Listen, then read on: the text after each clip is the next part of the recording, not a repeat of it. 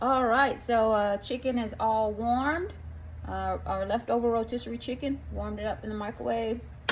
So we're gonna take our biscuit, butter biscuit, plain butter biscuit from Whataburger.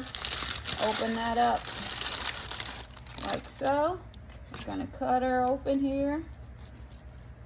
Boom. And we're going to put some jelly on. Get the jelly out of this bag. Got some grape jelly from Whataburger. Put some jelly on her. Boom.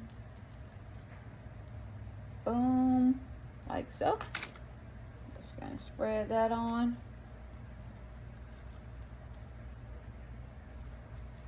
Spread that on like so. We're gonna take our chicken, our warm chicken that we cut up. It's from our supermarket rotisserie chicken.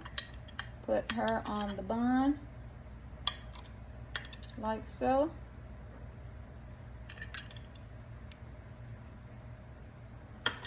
And there we go. I'm gonna fold it over.